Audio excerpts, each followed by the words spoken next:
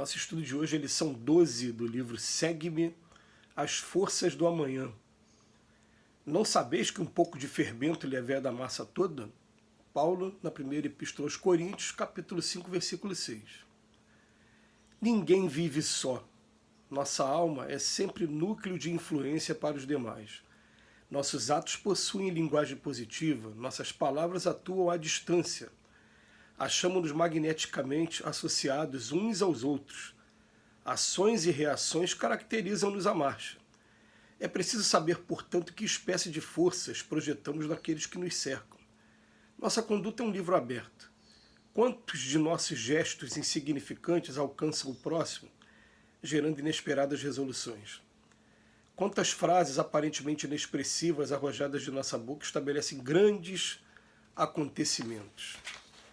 Cada dia emitimos sugestões para o bem ou para o mal. Dirigentes arrastam dirigidos, servos inspiram administradores.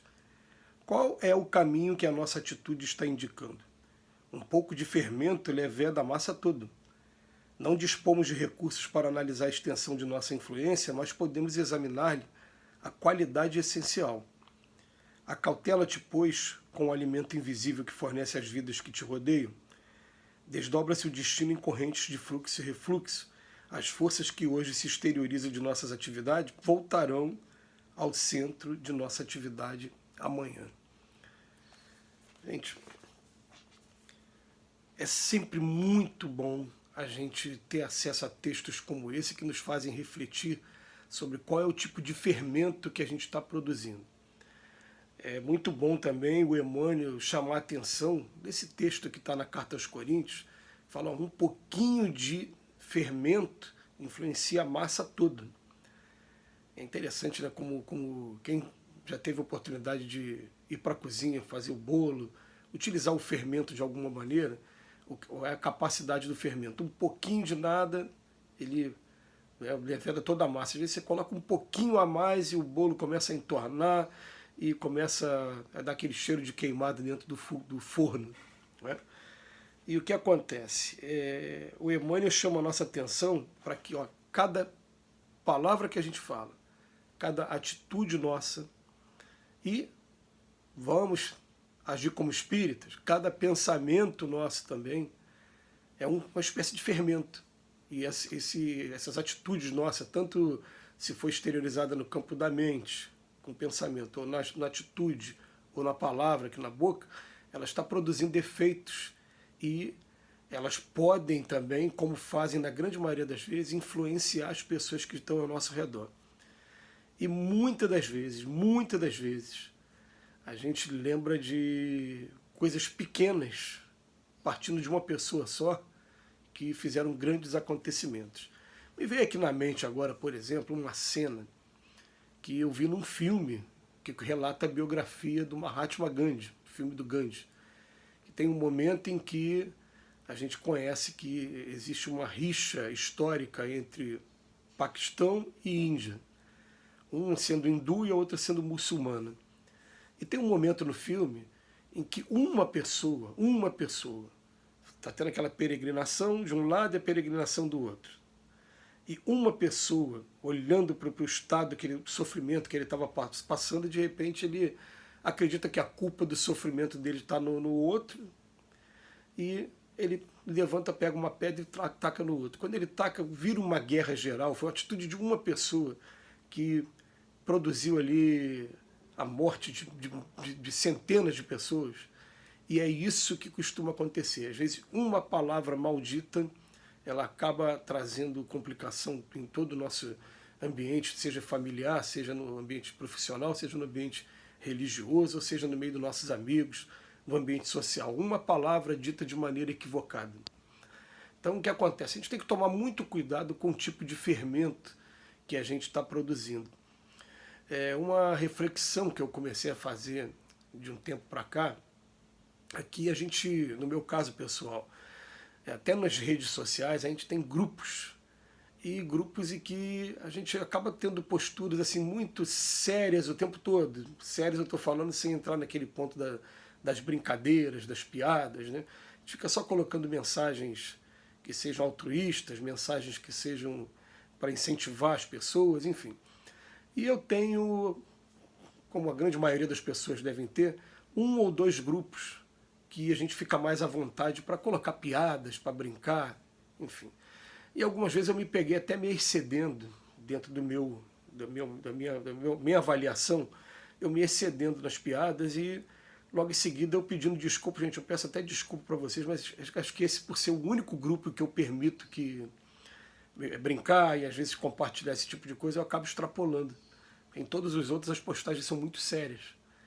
Mas eu fiquei pensando, gente, é esse tipo de fermento que eu quero justamente para o grupo que eu tenho mais intimidade, por ter mais intimidade eu estou me permitindo fazer essas postagens. É essa brincadeira. E eu me senti envergonhado. Falei, não, a partir de agora eu vou começar a rever essa postura também, porque essas atitudes nossas, é claro que essa atitude está no campo que é da ação. Eu estou usando as minhas mãos para pegar o telefone ou o computador e compartilhar.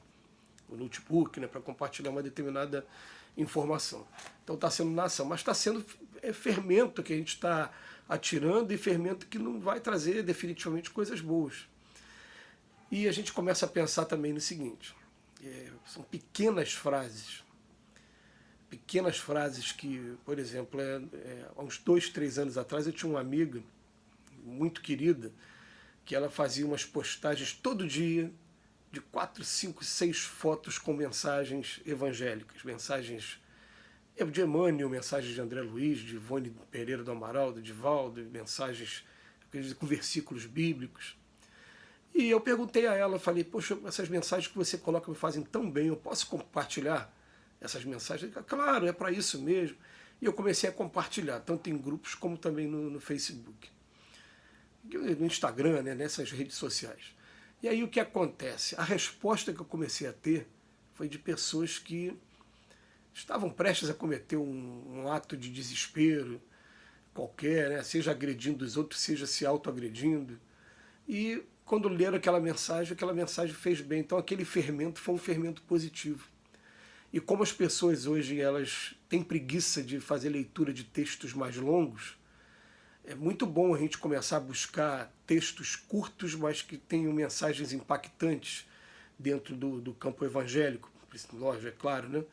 Então a gente começou a fazer uma seleção dessas mensagens e até mesmo, mais recentemente, também de um outro amigo também que gosta muito de poesia e ele também aborda poetas portugueses, além de poetas brasileiros. E eu falei, peraí, então também é uma coisa muito legal pegar textos pequenos e colocar também nas redes sociais. E esse tipo de fermento está sempre trazendo alguma coisa de bom. Né? Aí é claro, ontem eu recebi uma piada que eu achei engraçada. Ontem eu recebi uma piada que uma amiga me mandou assim, né? Hoje eu não estou com vontade de postar mensagem nenhuma edificante ou altruísta. Se você quiser desistir, desista. É claro que eu não vou mandar aquilo, né, nas redes sociais, mas para alguns grupos pequenos que já me conhecem e que já sabem que eu tenho o costume de fazer isso, é claro que eles riram, brincaram, entenderam o caráter da piada. Mas existem piadas e existem piadas. Existem coisas que podem realmente fomentar o preconceito, fomentar o bullying, fomentar o racismo, fomentar discriminação de sexo, enfim. E esse tipo de coisa a gente deve evitar bastante nos dias de hoje, porque a gente já está vivendo um momento de crise em que está todos tão fragilizados, algumas pessoas muito fragilizadas, muito mais do que outras, para a gente estar levando mensagens que sejam para atrapalhar. E o Emmanuel chama a nossa atenção. Nossos atos possuem linguagem positiva, nossas palavras atuam à distância. É preciso saber, portanto, que espécie de forças estamos projetando naqueles que nos cercam. Né? O Emmanuel chama a nossa atenção, ele termina a lição falando assim, acautela-te com o alimento invisível que forneces às vidas que te rodeiam. É claro que as nossas atitudes acabam sendo muito mais, né? E elas vão influenciando sim. Mas a gente vai tomando cuidado com tudo agora, com pensamento, com palavras e também com atitudes. Muito obrigado, Emmanuel, pela reflexão. Que Jesus nos abençoe mais uma vez. A gente agradece do fundo mesmo do coração a mensagens como essa.